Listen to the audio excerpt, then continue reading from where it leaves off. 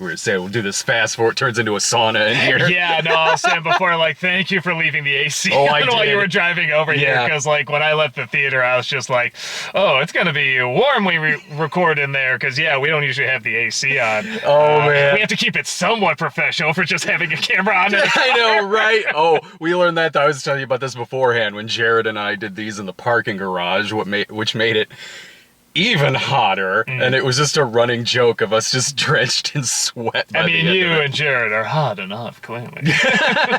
Laura didn't think so, and she had to take the car to work the next morning and smell our reviews in there. Oh, like there's sweat on like the brakes and everything, her foot slips. Oh, yeah.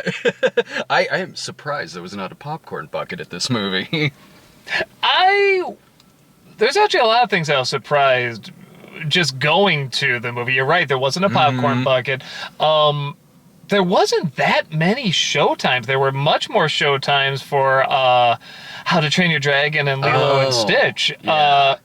Which concerns me, because that just means there's going to be more shitty remakes coming out. Here's an original story. Yeah. Yeah, no, I was a little surprised by that. Well, they had endless Karate Kid Legends popcorn buckets still stuck everywhere. Did you get one of those? You know, I probably will. If there's... I mean, did you see that one or no? No, I didn't. Yeah, I was that's like, all that right. was like one where we were like all busy. You should have just gotten it while you were seeing Elio. Just like, I guess give me the Karate Kid one. I've done that before. I'll be sitting at a kid's movie and have like a Chucky bucket or something like that. But yeah, no, I looked around. I was like, well, no popcorn bucket. How am I supposed to give this a fair review now? I didn't go into this movie cold necessarily, like, but other than I just knew it was about a kid and it had aliens in it. I didn't get a lot of trailers for this. It's one of those things where I'm wondering if they didn't advertise that much, or if it's just because we're over 40 and all the ads are probably on kids. But you have a kid, yeah, so you'd probably see some ads or something. Yeah, you know what? There's probably some like YouTube ads or something on like that. But Jack is. I haven't seen many. I kept forgetting it was coming out this week. Yeah. Honestly, I'm like, I know there's something this week, but I don't know. I'm like, oh, Elio. I'm like, I was excited to see this, honestly. So I am kind of surprised I didn't get more ads for it. I was looking forward to it too, in the sense that it's a Pixar movie that's not a sequel. Not based on anything, yeah. Yeah, it's not based on anything. And for the most part, I really enjoyed it. Me too. Yeah. For me, the big thing was anytime they were on either the hero ship or the villain ship, I really liked it. Yeah. All the other stuff was fine. When they're on Earth or leaving Earth or even orbiting Earth, or, it's there's issues that didn't quite, there's things that didn't quite connect with me, but nothing I could say was awful. It was just stuff I'm like, okay, I've seen this in other movies. I've seen this done better in other movies. Yeah. I've seen it done better in other Pixar movies, other Disney movies. I said in my review, I wonder if you felt the same, because this is literally the first scene in the movie, so I don't think it's a huge spoiler. It literally opens with, oh, aren't you the kid whose parents, yes, passed away? I was like, oh, Christ. Oh, my God. Because that's literally, that's already tropes done to death in Disney over and over, but that's literally 2 Disney movies in a row about a little kid whose parents die. And I also had a huge issue at first. Again, I'm wondering if you felt the same way. Before he got on the alien ship, I was like, this is just boy Lilo. Like, I could almost not even tell them apart, except he was more obsessed with aliens, which you could easily see Lilo being obsessed with. And I was like, oh, man. And it wasn't bad. He was still fine, but I was like, man, I don't know. This is just too familiar. And then when he got to the ship and he had some conflicts, and he had to think on his feet, and he really wanted to stay there, and he make up these creative lies and do funny stuff, it's almost like he turned into a different character, and I liked him a lot more. I was thinking about Lilo and Stitch at the beginning of it. I really was. Not in a negative way, though. And throughout the movie, I thought, like, the same thing you did. I didn't necessarily think of it as a negative with the movie, but I was thinking, like, well, there's father stuff in this, like in How to Train Your Dragon we just saw, and you were right about the Lilo and Stitch thing. But it wasn't just that. There was a lot of other things that I was noticing through it where it was like, okay, some of this is reminding me a little bit of Soul, some of it a little WALL-E, a little Inside Out, and then other things like a little Galaxy Quest in there a bit. But it wasn't taking me out of it necessarily. I mean, I was thinking about that, but not in the like, oh, I've seen this is redundant. Like, it was more just kind of a thought, because there was a lot of stuff that was carrying me through it. One, the animation, especially a couple of times where it's shot like a horror film. That's what I said. Yeah, I loved the one gripe I have is that when those moments happen, they are cool, and they're unexpected. Yeah. And they're very creative, and a lot of it, honestly, isn't even in necessarily the design. It's just the lighting and the shadows and the color work.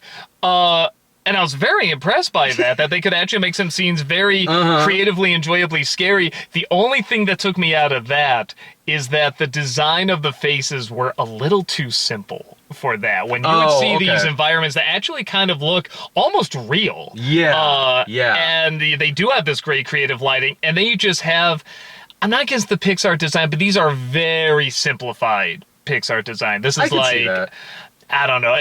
What's the movie? The Bad Guys from DreamWorks. Yeah. It's kind of like that. It's like Steven Universe. It's like Turning Red, where, yes, there's that design, but it's so simplified, where everything else is so detailed that was taking me out of it a little bit, but I was still really impressed.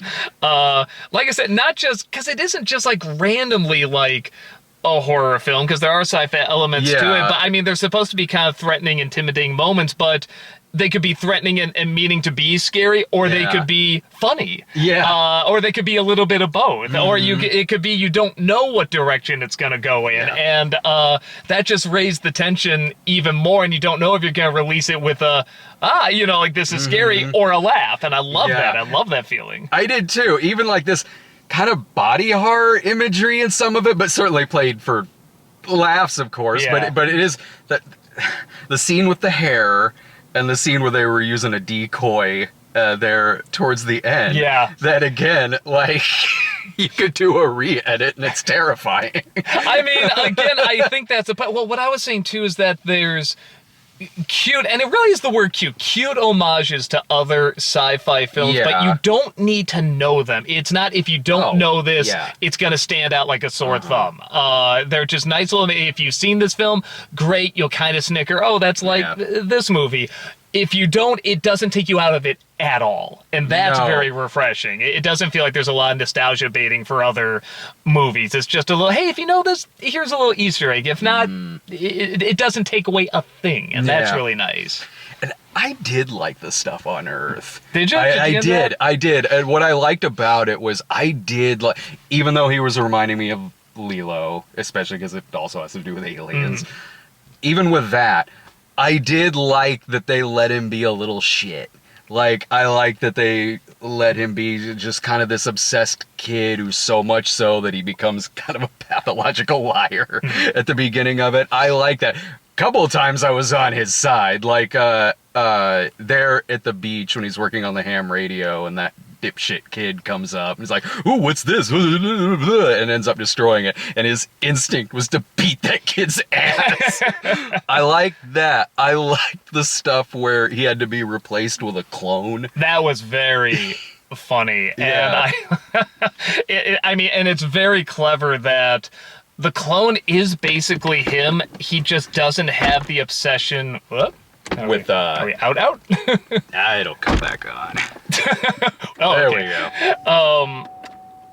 With the clone, it's the exact same, except he doesn't have an obsession with alien because he already knows what aliens are and he's supposed to not be interested, so he actually behaves better. And by doing so, when he would sometimes check in, he would get jealous that the ant is almost seemingly liking him better. And that's very smart. And again, I really thought they were going to do a bit where when he sees at the end, it looks like, the ant's kind of liking him a little bit more and stuff like that. He was going to go moping and doping, and we were just going to stay on this, again, acting like we've never seen this before, but they don't. They jump to something else that we've seen before, but they'll add kind of a nice, fresh new spin. And that's what I think I liked about it. Every single time there was something familiar, it wouldn't stay too long. It would jump to something else that is also familiar, but still keeps the story lively and moving forward and finding out something about the characters. You're right, because the thought I had about that, where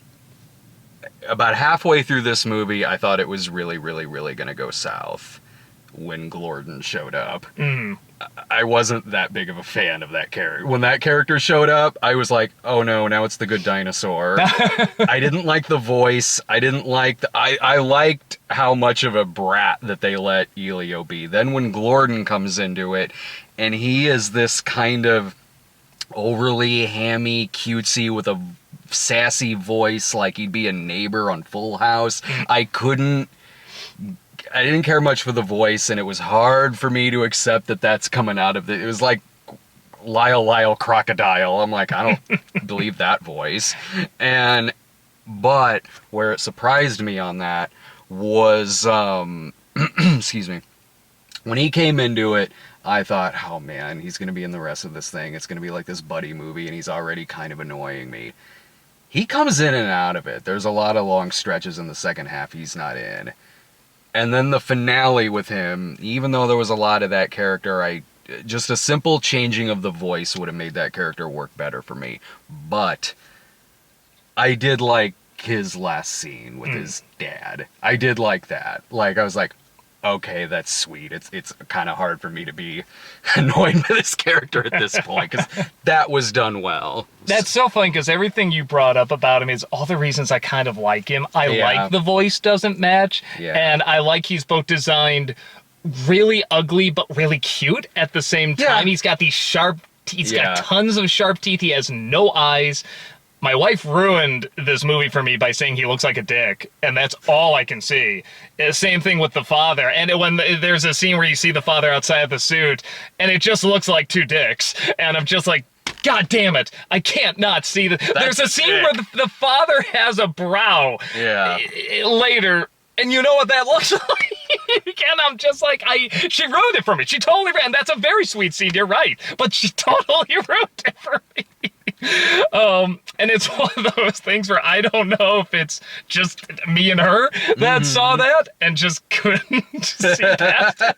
But again, I guess that's a testament to the movie, because the moment did still work. The moments with them still worked. And I didn't mind that he was super chipper, because it allowed Elio to manipulate him, and it also felt like he knew he was being manipulated and didn't mind, which also I think ties into how very lonely and kind of pathetic this kid is. They're both kind of lonely and pathetic, and they see that in each other, and they're both kind of oddballs for different reasons, and I thought that worked. I thought they actually connected surprisingly well. But you're right, too, when you need to get back to other characters that perhaps didn't get enough screen time, they're very smart to push him out. They are. But still have him be an important part of the story. Yeah, his function in the story, I didn't have a problem with that at all. It really it's just kind of not my kind of character in terms of how the lines were delivered and everything. The jokes weren't landing for me with him. How he serves the story, everything you said with their connection and everything, that I like. That was fine. It was, you know what, I can just chalk it up to, this really isn't my kind of character. But I was worried that'd be the case when, like, they first got there and all the aliens came out. Maybe because some of the imagery was reminding me of how annoyed I was by Ant-Man 3. You see what I mean? Yeah. And then I liked them. Like, I liked all those aliens. I like those aliens. At first I was thrown off a little bit by, these are supposed to be the most intelligent mind, yet they don't put together this as a kid, from Earth and everything. But the more you find out about them and the more you see, which, I mean, I'll just say it, being an American, I feel like I see this a lot. We're top of the game, top of the food chain, but we can be so dumb.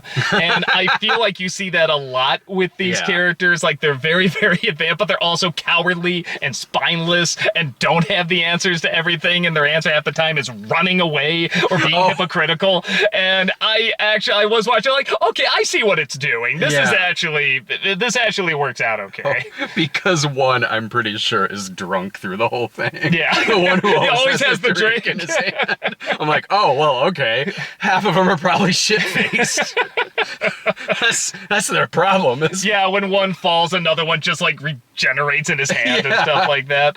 And even, I was saying, little touches like, this is an example of taking a trope or something we've seen a million times and adding a fun spin. You know, like you said, they have to make a clone at some point. Easily, they could have said, well, let's just clone him. And they put him in a machine, whatever. Take some DNA, boop, a clone, whatever.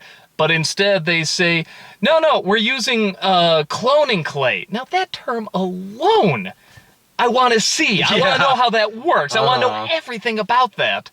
And just a little addition like that suddenly makes it more interesting. And just going into different parts of the ship where, we've seen a ton of sci-fi movies where you go in different rooms in a ship and there's something new, there's something different, but just the various ways they'll add just new little touch. I mean, this one's in the trailer where it's in this room full of waterfalls. He said, this is the most beautiful thing I've ever seen. Oh, this is just the bathroom. Like, that's just a fun little spin, just a fun little, but it still looks gorgeous. And there's still so much creativity all over it. And the same thing with the villain ship. I love when they got there, it's almost the opposite, where instead of being very bright and colorful and every room has something different, it's very dark, it's very scary, it's very menacing. All the rooms kind of look the same, but they all just have different little touches of something else that's just really threatening. I love how the bars in the cell have little spikes on them. Like, you don't need that, but that's just a great little touch. Their suits are like a medieval torture chamber. The suits have little spikes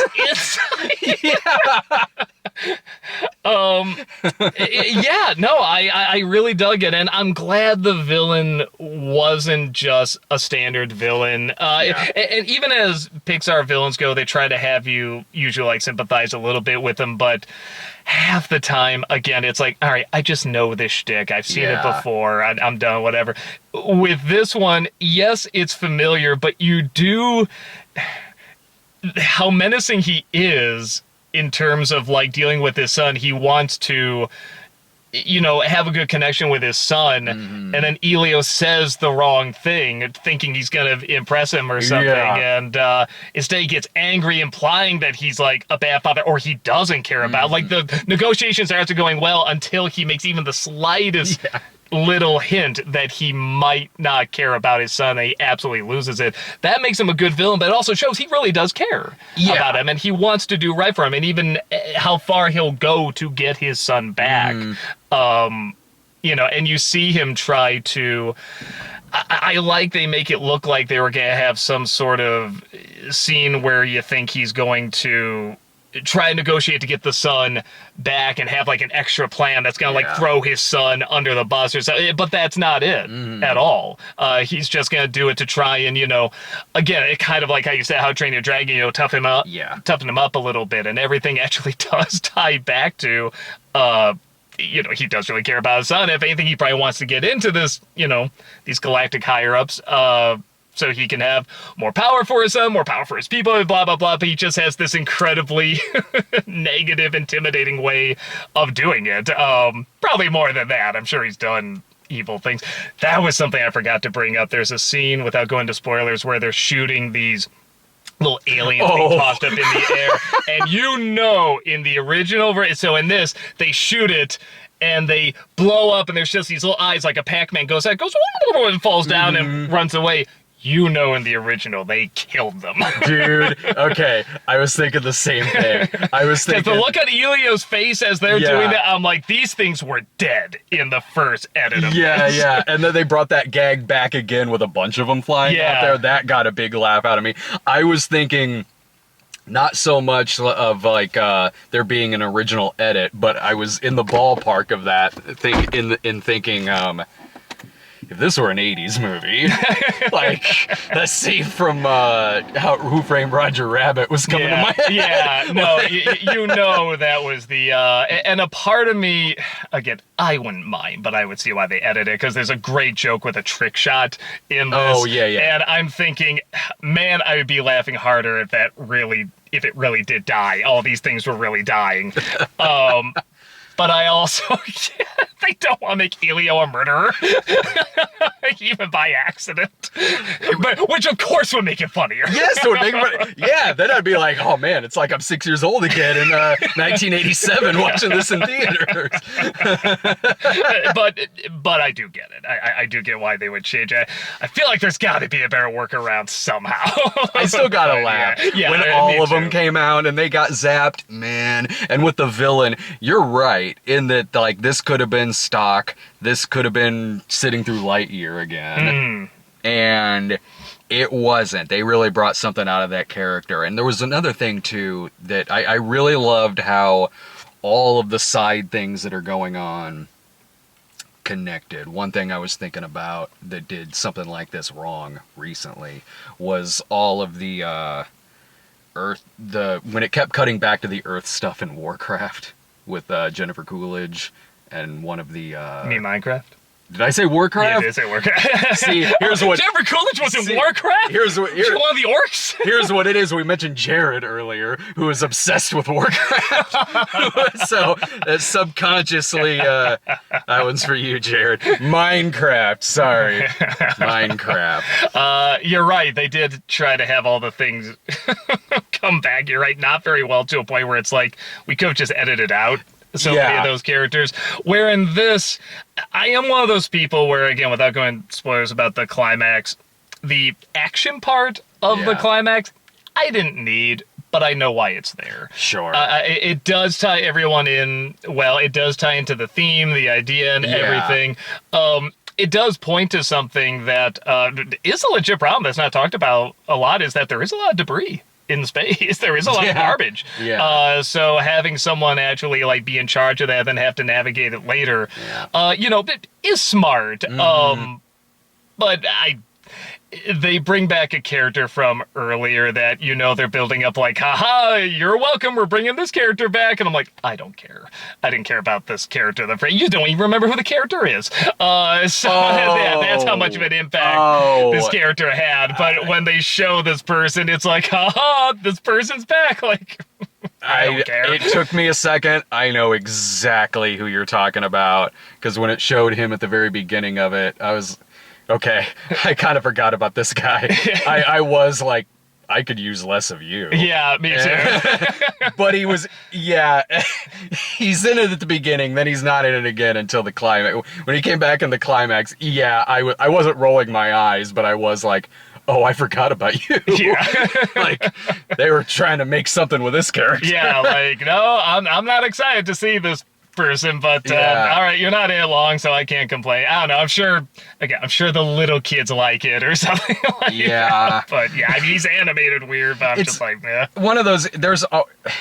Whenever there's something involving alien, well, not whenever, but a lot of times there's something involving aliens, there's usually a character like that.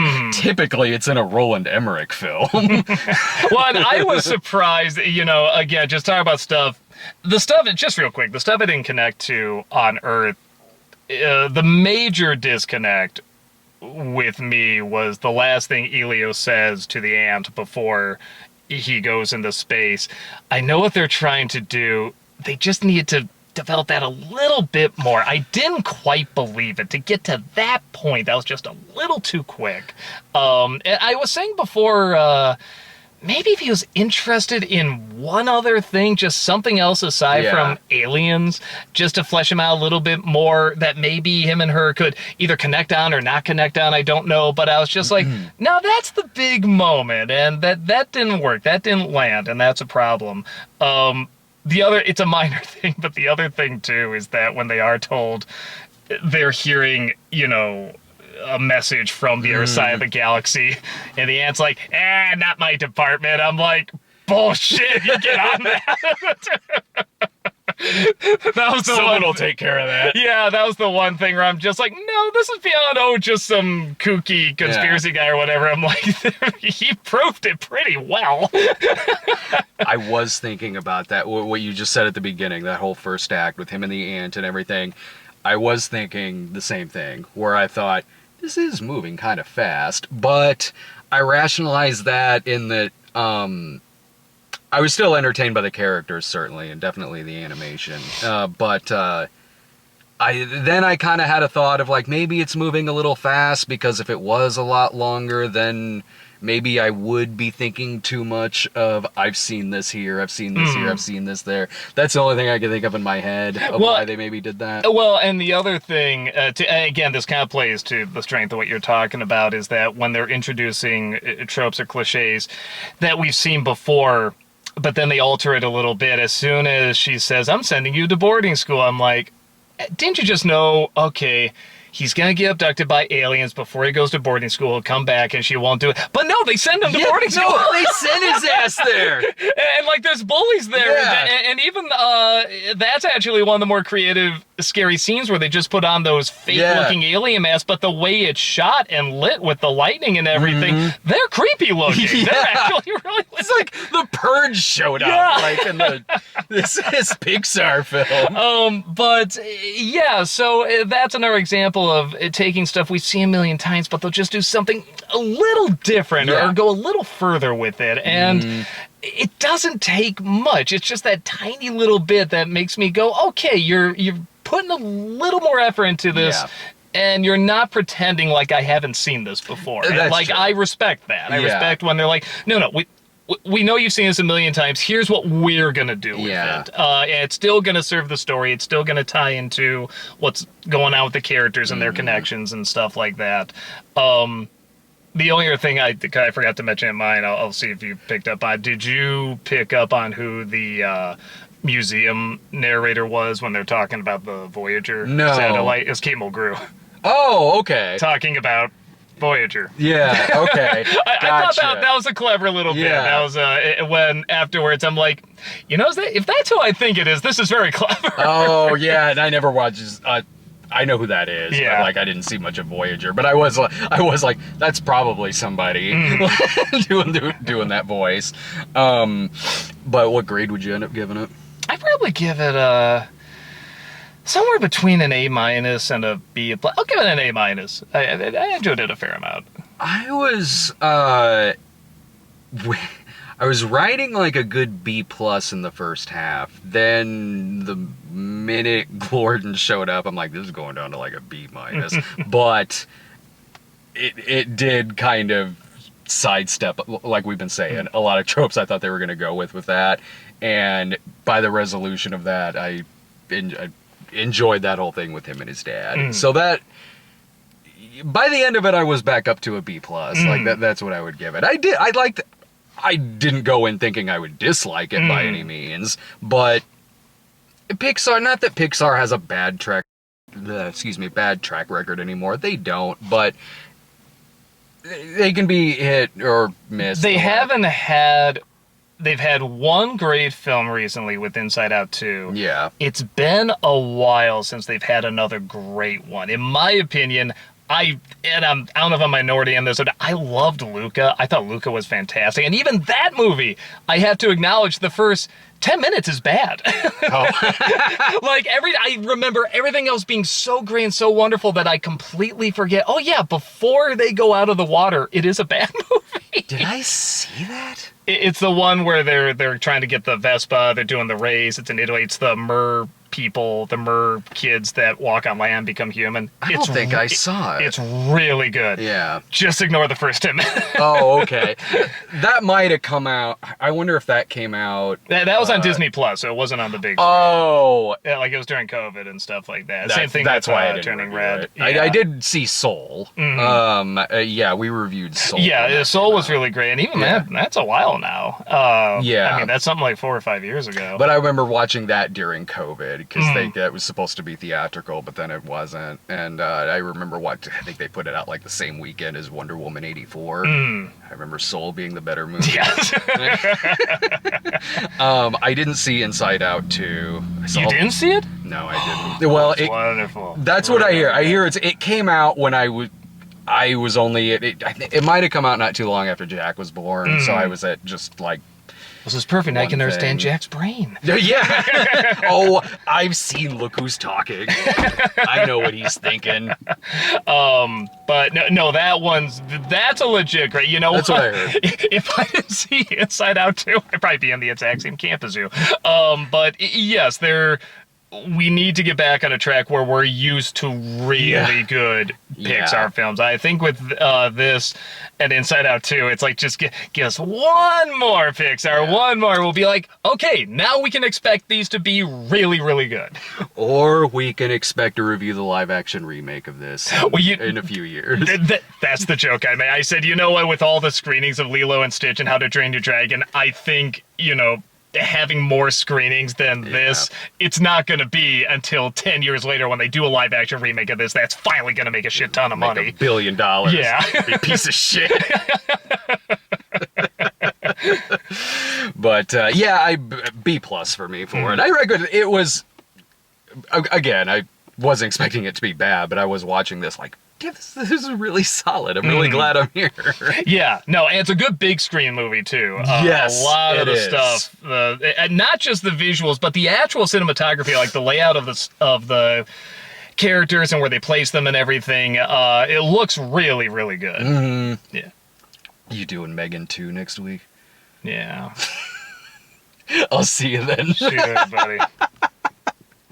Say it. Bye.